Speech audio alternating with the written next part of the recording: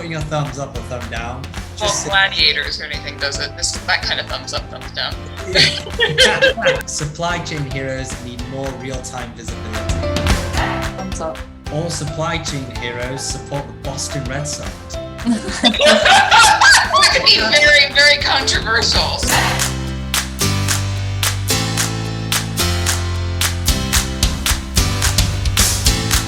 Welcome to the Supply Chain Tech Podcast with Roamby. Scott Mears here, Global Field Marketing Manager at Roamby and one of the hosts of the Supply Chain Tech Podcast. We thank you for joining us today. In this episode, we speak with Lucy Alexander and Kirsten Marlin. Lucy is the Capabilities Lead, Global Supply Chain and Strategy, and Kirsten is the Global Supply Chain Digital and Data Lead at AstraZeneca. We discuss how technology is shifting the workforce mindset and why is it making us redesign job roles. We debate if the already 450 million employed supply chain industry is able to keep up with the tech shift. And we learn how AstraZeneca is enabling their employees to evolve and how as a company they are re-strategizing recruitment to find the right people. Thank you, Lucy. Thank you, Kirsten. Thank you for coming on today. You're welcome. Great to be here. Thanks for having us.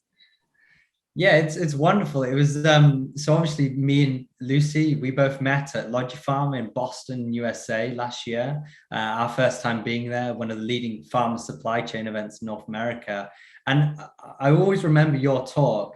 It really stuck out to me. It really piqued my interest because you were talking about something that wasn't being talked as much on the panel and throughout the event, and that mindset shift happening in recruitment and the mind shift that needs to happen within the workforce with the amount of technology going on. So I'm so glad that we're able to now extend that conversation from a lunchtime conversation to a full episode, and not just that, we get Kirsten to join us as well. So I'm very excited to have two minds really digging into this. So thank you so much.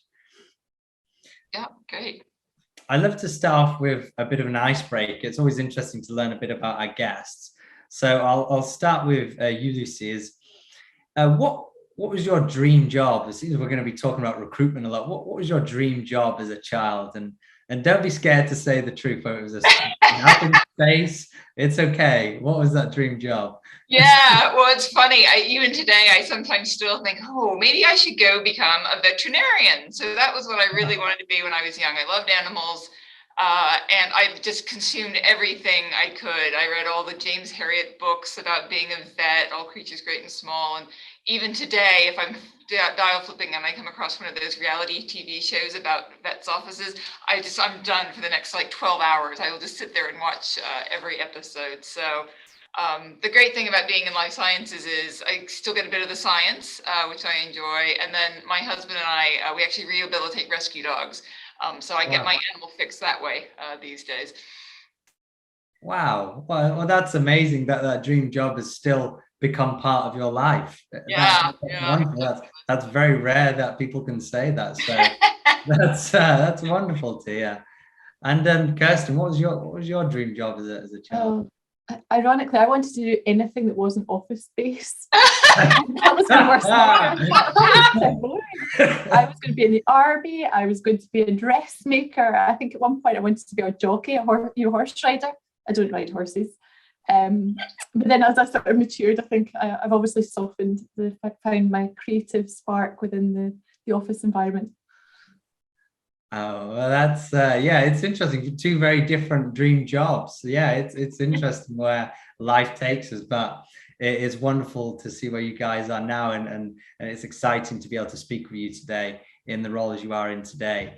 We're going to be really diving into recruitment and really the impacts that are happening in supply chain to understand what is driving the shift of mindset and driving the different strategies of recruitment. So I really want to start off with what is driving the change. So I think we can all agree here is that there's many things that are driving the shift of demand of the approach to recruitment, and from technology to global disruptions to the environment, sustainability. What I really want to know is it focusing on technology today is, I would love to know first yourself, Lucy, is How do you feel that technology is shifting the workforce mindset of today?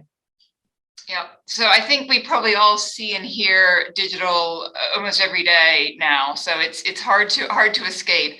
And you know, if you think about just how the world has changed, right? I know we talk about smartphones as an example, right? So we didn't have smartphones 10 years ago, 12 years, 15 years ago, however long it's been, and now you know you're using your smartphone every second of the day. So I think we're just seeing the sort of the natural evolution of that. Into in our case, supply chain management. And you know, I always say to people, my vision for the future is when digital becomes just the way we do work. It's the default for how we do everything that we do, and it's strange when you're doing something manually. I think we're not there yet, right? I think still digital is a little bit of the exception if you looked at a total proportion of our time. So then we're starting to look more at how do we define roles around that new future. And it's exciting. I'm very excited to see, we are starting to see some of that mindset shift, I would say, within AstraZeneca and within the global supply chain organization. Wonderful. And passing on to you, Kirsten, any additional comments on that? Yeah, I think also is the balance of skills that we start to look for within roles is changing as well. Whereas in the past, it might have been, you know, we need someone who's 90% supply chain expertise. Maybe they can do a bit of Office, you know, Microsoft Office work. But actually now we're starting to see that sort of shift as technology becomes available. We need more people who are able to learn how to use that technology or come into the office with those skills, more digitally enabled skills, and all the sort of skills that sit around that, like being able to tell a story with data or understanding how to interact with the algorithms, you know, within decision support systems. So I think it's having that sort of effect as well. Also, there's an element of, you know, with supply chain skills, particularly at the moment, you know, in certain areas that supply chain skills are not easily to come by, it forces the technology as well. So it becomes a bit of a sort of virtuous circle. And following that it's a really interesting answer is, do you see that we're having to redesign roles now, not just sort of looking for that different person, but having to even redesign that role that we're even recruiting from? I'll stay with you, Kirsten, on that. Yeah, I think we are. I don't think we're at the end state of that yet either. You know, I can see a future, you know, 10 whatever years down the line, where actually it's more important to have people who understand the systems and how to use decision support systems effectively, while the systems themselves are actually driving and managing the supply chain.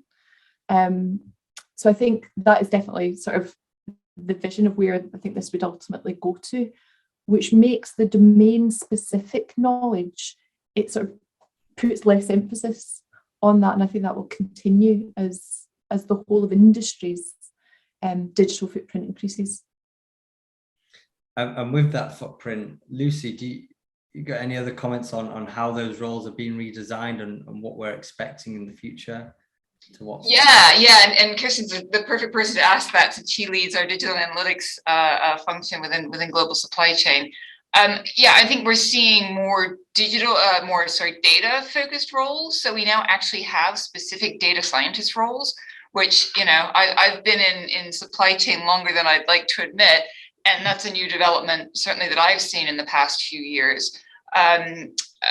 Along with that, you know, as Kirsten said, I think the supply chain professional of the future will do more of the managing systems rather than managing supply. Today, right, planners do a lot of thinking about the supply dynamics and a lot of sort of mental calculations, right, and using ERP systems like SAP. But in the future, and we see this already with some of the companies we benchmark with that are a bit further beyond us, what they really do is they really manage the systems, and as Kirsten said, then the systems have the algorithms. So I think that'll be a very different way of working. I think about it like the shop floor in an automotive facility, where, you know, back in the old days, right, it was a conveyor belt, and you had, all these people. If you look at old movies, right, you had all these people stationed along a conveyor belt, all doing manual things. The conveyor belt was moving the parts, but the people were doing it manually, and putting car doors onto the sides of bodies of cars. And if you visit one now, you see there are 3 people, maybe an entire car facility, and they're all staring at computer screens, right? They aren't touching the actual car at all. And that's kind of what I see as the future global supply chain. Yeah, I'd also just further build on that piece around the data science piece as well. That we didn't have that before. It's a critical part of supply chain, but also previously where data analyst was sort of maybe a mini function within most supply chains, that's moving more now into sort of BAU, sort of everyone has that data analyst skill.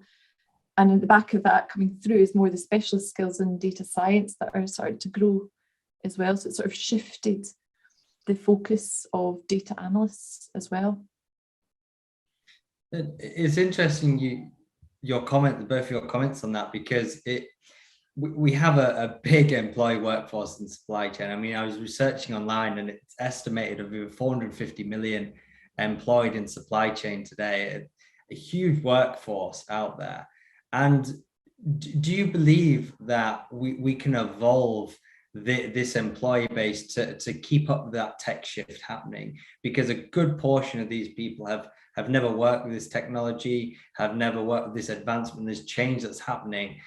Do you feel we're going to be able to evolve our employee teams as we go on? And I'll stay with you there, Kirsten. Yeah, I think it's a great question. And it's one that I think everybody sort of is wrestling with, particularly when you look at, when you need technical and digital skills, there are huge tech companies. So if you've got those skills, you may naturally gravitate towards some of those companies rather than bring them into industry. So there is that sort of thing that we need to be mindful of as we do that. But I definitely think it's more than feasible to sort of upskill people, because we have to remember that most people now are quite comfortable using digital in their everyday life. You think of the number of apps people are using, how they interface with even their smart televisions, their smartphones. I think it's more about how do we leverage that knowledge and make sure people understand that actually it's not something they need to be frightened of, scared of. They can build those skills, same skills, but just apply them in the workplace as well.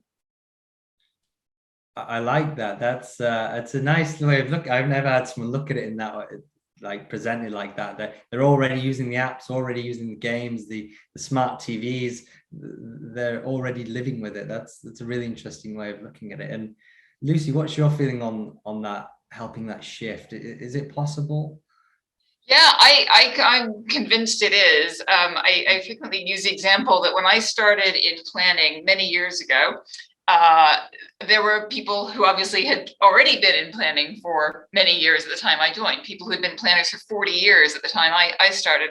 And they used to talk about how they used to do planning, supply planning, using slide rules and graph paper. And I barely know what a slide rule is, right? So they would tell me these stories, and I'm like, I can't even imagine how you would do that. Because when I joined, right, we were already using ERP systems, right? I think about just the progress in that time frame. I see no reason why, we won't, as we move from the slide rule to ERP systems, I see no reason we won't move from ERP systems to the next generation. So yeah, and I was very interested in your statistic about the 450 million people. Because again, if we think back to the days when people were doing the slide rules and graph paper, there were probably fewer than 450 million people in the supply chain profession at that time. So I just think it just opens up more and more opportunities for everyone. I think that's a really good point. I love that analogy of the slide rule, because it also reminds me of things like someone said to me about when Excel was invented. It didn't suddenly mean that all the accountants disappeared or that they suddenly thought, oh, well, I've not got the skills for that. They adapted, and it becomes an integrated part of their roles to date. And it's great to hear this, that positive outlook, because I know people can be on different sides of it, being worried about the technology coming in and maybe even ceasing their role. But you make great examples here of how people evolve, and they evolve and they understand and they evolve in their role. And I'd love to know at AstraZeneca, how are you enabling your employees to evolve? And I'll stick with you, Lucy. Yeah. So we have a big focus on our capabilities upskilling. So in fact, as part of our operations strategy, 5-year strategy, capabilities uplift, building capabilities, what we call building a culture of lifelong learning, is one of our initiatives under that across operations.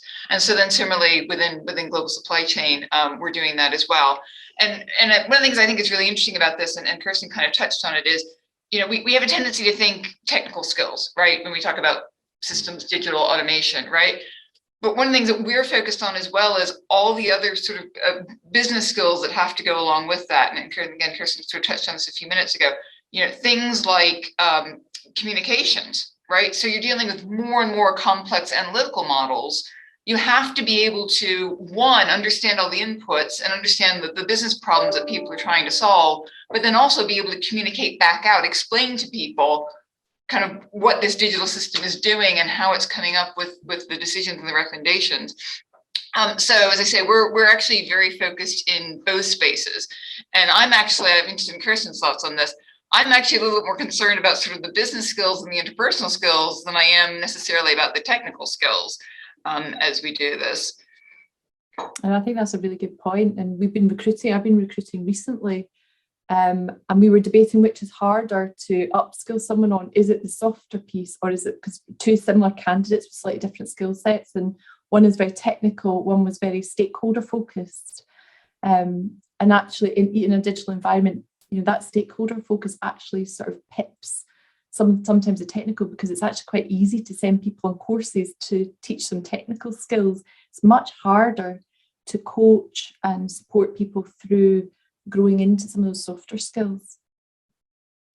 That's a really interesting point you make there. So you would say that piece that everyone's got their attention on, of the technical, it could become the challenge. Actually, that's much easier to manage and educate.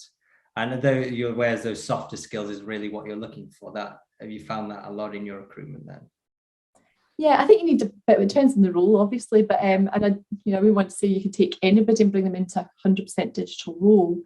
But I think you need to have the learning agility. You need to have some of those softer skills, and if you can bring the digital skills as well, then it's a shoe-in, so to speak. I think also the leadership levels as well. I think there's a level of helping them understand how to engage and how to coach their teams as well as they go through the change journey for digital transformation too, which we're putting quite a lot of focus on through, you know, our transformation programs. Yeah, I'll draw a parallel to, we've had a big focus on lean in global supply chain, which is sort of part of this equation for us as well. And I think to Kirsten's point about leadership, that was one of the things that we found with trying to create a lean culture and lean ways of working and lean thinking and mindset, back to your point, Scott, about mindset. And it really, there's a huge influence obviously from leaders in how they set expectations and where they put their focus and how they communicate and the questions that they ask their team. So yeah, I think we're going to see a lot of that from leaders too. And again, if I go back to my end state vision where, you know, everything should be digital and it's considered weird if you're doing something manually, then I think leaders play a big role in that because they need to sort of set the expectation that if there's a better digital way to do something, then they'll have to set that expectation that we're no longer going to do this manually. And we all know change is hard, but I think leaders play a key role in that, and leadership skills, coaching, influencing, all of that. Interesting. So that very much answers my next question is, what do you feel we need to do for those roles that do cease to exist and evolve? So AstraZeneca do some really interesting things through educating and having the courses there and allowing the employees to evolve in their roles internally. So it's really interesting to see that AstraZeneca is already doing this to allow employees to evolve with this change and this tech shift that we see. And on the recruitment side, how how is AstraZeneca re-strategizing your recruitment to find people who can meet that demand of today and evolve with tech shift? You were saying, Kirsten, about the soft skills are more of a focus for you now. How are you re-strategizing that recruitment now to find those people with the tech shift happening? Yeah, so there's a couple of things I think there for me around looking at where we're recruiting from, targeting some of the grassroots talent that comes through from, your MITs and even some of the sort of at high school level. How do we build careers within the company as well as buy them in, and taking some of those views. Also looking at, leaders to reconsider how they view talent, sort of back to a bit of our earlier discussion, but also looking at, what's their softer skills, their mindset versus maybe years of experience and previous organizations and so on. So there's always a tailored approach depending on the particular role, but I think at the macro level, some of those are the areas that we've been sort of pivoting and working around. And Lucy, would you have anything additional to that, sort of the re-strategizing of finding those people out there? Yeah, a couple of additional thoughts, I guess, and Kirsten kind of touched on some of this, but one of the big conversations we're having is about recruiting people, hiring people for their capabilities rather than, as she said, their experiences and their skill sets necessarily. So that's a fairly significant shift. Because, you think about your traditional job description, it's, you've got to have 10 to 15 years of experience, and you've got to have experience doing this. And always this demonstrated experience of, demonstrated success doing this. And we think about things like learning agility, openness to change, all of that. Some of the soft skills we mentioned too. So, I think we are taking a different approach to that. It'll be interesting to see as we go through this, what results that has. But I think we've all probably had experiences in our careers when you work with somebody who is technically just amazingly knowledgeable, but can be hard to work with.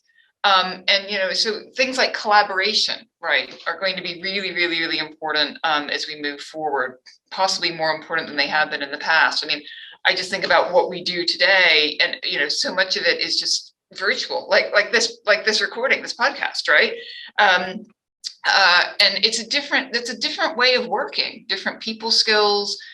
So as we think about recruiting, I think we are going to be looking more for how can people adapt to those kinds of situations rather than, how many technical certifications they have, right?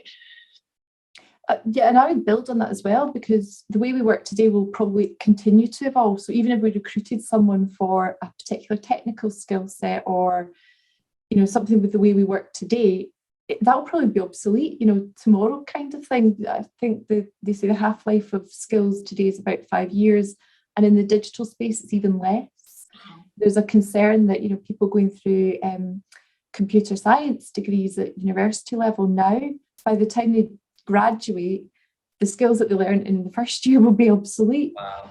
So getting people who've got that learning agility, back to Lucy's point, I think is so key, because it's continuing to evolve. That's quite an interesting fact that you just put there, how they can finish their degree and it be obsolete. It's just into perspective, doesn't it?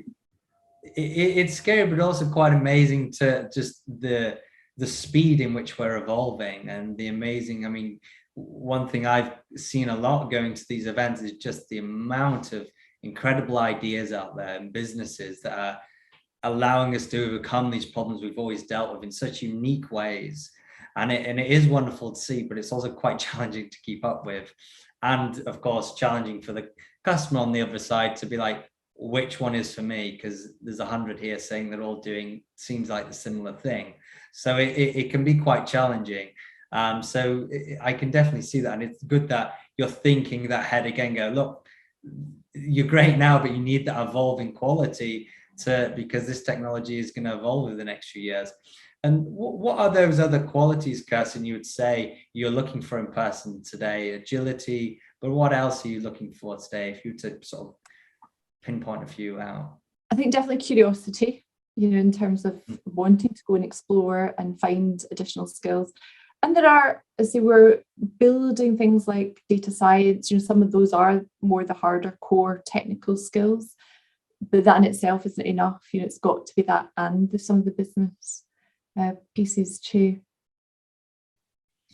And for you, Lucy, what are those key skills you're looking for today? Yeah, I agree with Kirsten. As I said, I think also interpersonal skills. As I say, collaboration. We have very few roles. In fact, I can't think of any role today, right, that doesn't require you to work across, in our case, global teams, as an example. We talk a lot about partnering these days because partly, as AstraZeneca, we have a very large sort of ecosystem and network, right? We work with people internally, but we also work with people and companies externally. So that's another very important skill set for certainly the future of our business, and I think really the future of all businesses. You sort of mentioned, if you think about the vendors that you see at a conference, right, they're all fairly specialized, which in a way is fantastic because, to your point, you should be able to find the one who does that one thing that you need. But then you think about, okay, but then I'm going to need to have 5 or 6, right? And how you connect all of them and help everybody work together, how you think about the information flows, the analytics, all of that to support all of that is I think different, evolving from the way we've done it before. Absolutely, and I feel your pain on that. With there are so many specialized solutions, and it can. I was actually having this conversation very recently about cognitive overload. I keep hearing this word around events and in conversations of we see the value, we see it, but we have another 6 systems that we've just took on in the last few years that we're still trying to understand. And we're still educating, and we're still trying to figure out if they integrate with one another. How do you feel I know this is going a little bit off recruitment, but now we've brought it, I think it's interesting to speak about, is how do you feel solutions break through that noise with that cognitive overload constantly happening? How do you feel they could break through that overload and sort of get recognized as, okay, no, this is the one we need? I think it's a big problem. I really do. We talk a lot about change fatigue, right? So to your point, you end up with juggling so many different things. I know I just, I was actually having this conversation with my husband last night about the number of apps on your phone, right, that you deal with. And I'm still old school, right? So I'm sure there are other people out there who are much better at juggling it, who are constantly downloading the latest app. And I'm kind of like, whoa, I have to pace myself. So so I think it is going to be a challenge, but I also think, again, people are evolving, the world is evolving. So I think probably people are just naturally learning to develop, to manage that and to develop that way, maybe in contrast to some of the ways we thought about it before. Yeah, absolutely. I think that's true. I'd also add to that, I think it's a bit of a team sport as well. When like everybody, I get several papers from several companies a day telling me their white paper. But I'm not sort of looking at it in isolation. I'm talking to our IT architects, to the data scientists, to the business partners, to people on the shop floor to understand, how does this actually fill a problem? If it does, what is the gap in our existing architecture and so on. So I don't think any of these things you can do in isolation. I think you need to bring in a cohort around you to understand the value that some of them can bring. Yeah, and actually, as you're saying that, I was thinking too, being really specific about what the actual problem is that you're trying to solve, right? I think one thing that I see is that sometimes we're still a little vague, right? Oh, well, we need access to this data. Okay, but why? What are you going to do with it, right? And get back to really understanding that. What is the business problem we're trying to solve? I know we have something we're looking at right now, and people keep suggesting like system after system after system, and so it's like, okay, but does it do the specific thing that we need it to do? And sometimes it's, well, no, but we installed the system 10 years ago, and the original intention was it would do this thing you want it to do. And I'm like, well, okay, but it's been 10 years. It hasn't really been maintained, and so I'm sure that was a great vision at the time, but not that I want to just throw the baby out with the bathwater, but I think being really precise about what it is that the problem you're trying to solve, and also not just the problem you're facing today, but how you see that evolving over time.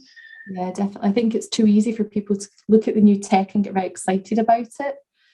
And that's why we sort of, in terms of when we think of digital transformation across AstraZeneca, we're thinking sort of people, then process, then data, and then technology. And it's very deliberately done in that way.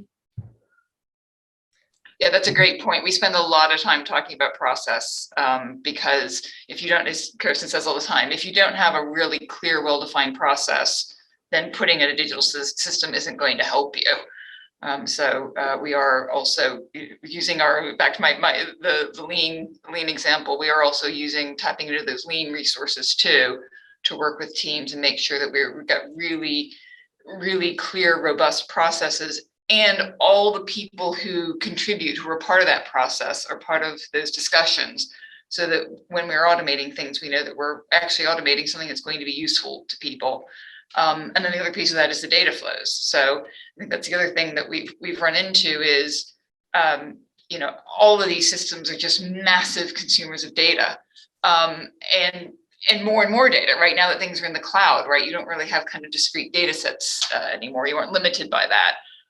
Well, that means we have to look at data in a completely different way. So we're having lots of conversations about, okay, we've got to tie together the data, the process, and the digital solution is into one, because we've got to solve all that at the same time. And then, as Kirsten said, and then there's the people aspects of it as well. It's a lot, and it's interesting that it seems you just pull it back to being very simple. What is the problem that we're trying to deal with here? I appreciate you have 10 other features, but we need this problem fixed. Does it do that problem? I like that, just bringing it down to simple. And for solutions out there wondering how to cut through is just being very clear on what you're overcoming for that person in front of you, that customer. I think that's, even though it's so simple, I think it's good to hear that, because you can get lost in talking about those 120 extra features, which are wonderful, but does it do this one thing that I need to sort out today that's really causing a problem? And no, that's really good to hear your guys' insights on that. And it's interesting to see, right? What I've really noticed is the shift between what you're saying there is not just generating more data, but generating intelligent data. And what I mean by that is, number one, data we can rely on, but number two, data that actually informs us to do things.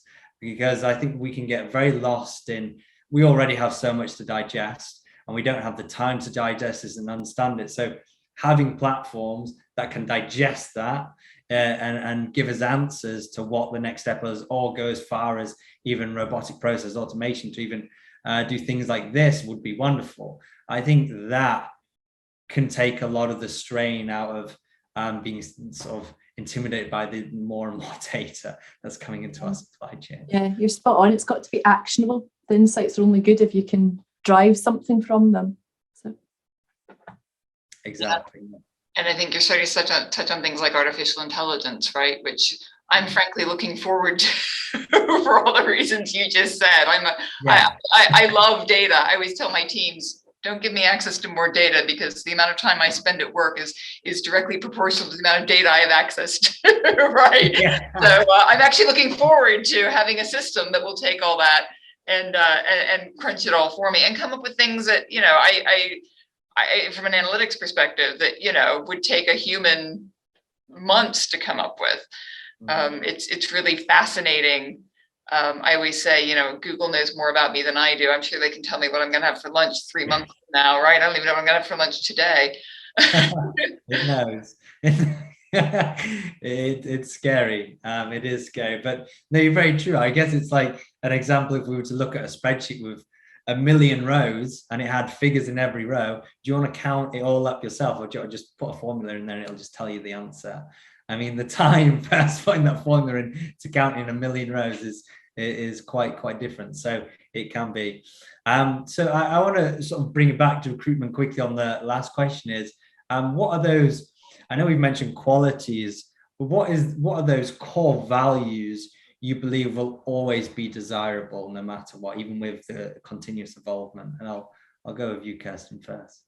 Yeah, so we've got some very core values within our company, I think, and most of them will continue to be valid going forward. But if I had to pull out from them, I mean, putting patients first is always going to be key for us within pharma. And it's always going to drive our need to evolve what we do more, quicker, better kind of thing. I think if I had to then drill in from there around sort of the personal skills, I would bet on things like curiosity continuing to be important to help us sort of push some of the boundaries. And also, we're entrepreneurial, so being able to take smart risks is going to be really important, particularly with digital innovation. There's got to be a lot of sort of failure as you do sort of experiment with things, as you try things out, so that you can push forward.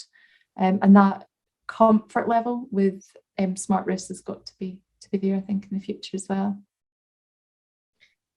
And Lucy, would you echo the same or add any additional ones there? Yeah, absolutely. And I think one that I always call out is integrity, right? I mean, you sort of think, oh, it goes without saying, but if you don't have trust, then you really don't have a path forward. So I think really having very strong sense of ethics, being transparent, right, being upfront, honest, all of that. Again, it sounds like oh yeah, of course, but it can become the barrier to really doing anything. Absolutely. No, it's wonderful to hear that, and it's good to remember those key qualities that are always going to be desirable regardless of this tech shift. And I feel like throughout this episode, for anyone who's still fearful of that tech shift, it's going to break that down to that isn't the fearful part. It's, do you have those core values? That is, you're willing to be, you're agile, you're willing to evolve, you're trustworthy to evolve with this shift. And then it just becomes exciting, because if you're anyone like me, I like change, I like evolve, and it becomes a very interesting environment for us all. Yeah, I think you make a great point, which is getting comfortable with it. I do think that comes back to curiosity.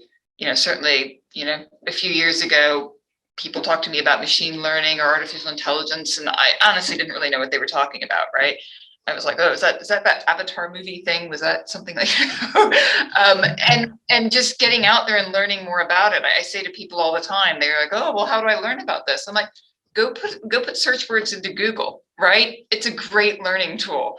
I had an example the other day where somebody in the office kept talking about something. And so finally I just went online, and back to the point about vendors and companies working in this space. And I found a company, it just popped up, right? And they're like, oh, well, we make a solution that does this, and we do demos. So sign up here for a demo. And so I did.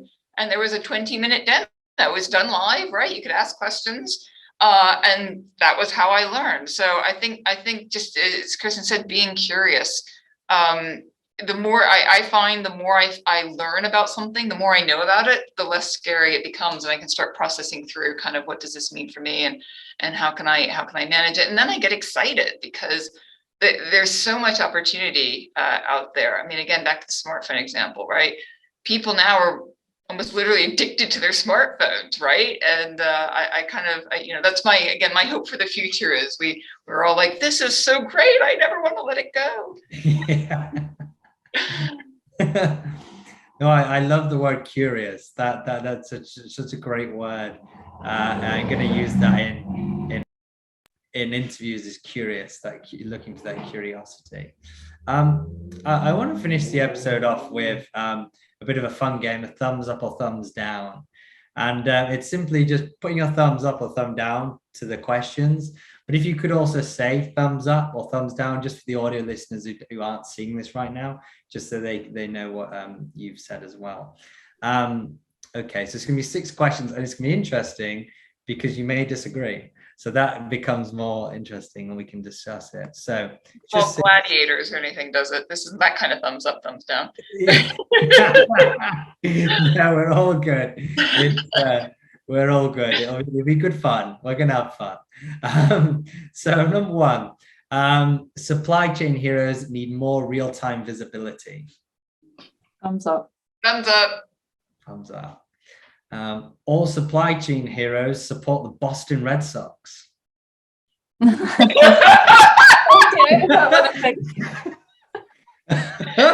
could be very, very controversial. So, well, one of you didn't dare to answer. And I then, lived in Boston for a while, so that would be my local team. yeah, you have to ask about British football teams. Okay. Well, yeah. Okay. We'll carry on and we'll miss that question. For anyone looking to become a supply chain hero, they need to continually educate themselves. Thumbs up. Definitely thumbs up. Awesome. I think I'm going to change that to be curious. I think now after that word. All the world's shortages are caused by supply chains. Thumbs down. Down. We're the ones that sort it out. Yeah, we can help mitigate shortages, but we're not so all powerful that we cause all of them. Supply chain heroes need to become better at predicting disruption and risk. Yeah, I would say thumbs up to that. I say sort of thumbs up, but I would argue like we need to use the technology to help us with that rather than us ourselves become good at it. It's great. Interesting. No, really, really good to hear your answers. And finally, supply chain heroes need to become more agile. Yeah, thumbs up, I think. Yeah, probably thumbs up. I mean, I just think about what I have seen supply chain heroes doing over the past 2 to 3 years, and it is just absolutely phenomenal. And I do feel like, I think supply chain and the people who work in supply chain and manage supply chains have gotten a lot more visibility in the past 2 to 3 years.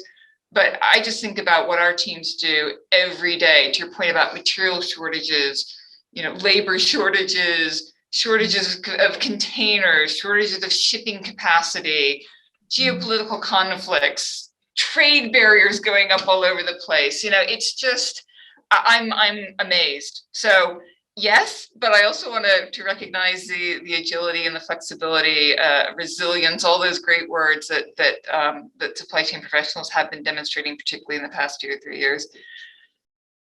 Yeah, well said. I couldn't agree more. And I think what a wonderful end to the podcast episode is absolutely true, especially with the past year has been so disruptive. It has been incredible to see the abilities and the work that people have done in supply chain. And I'm excited to see what there is to come up as well.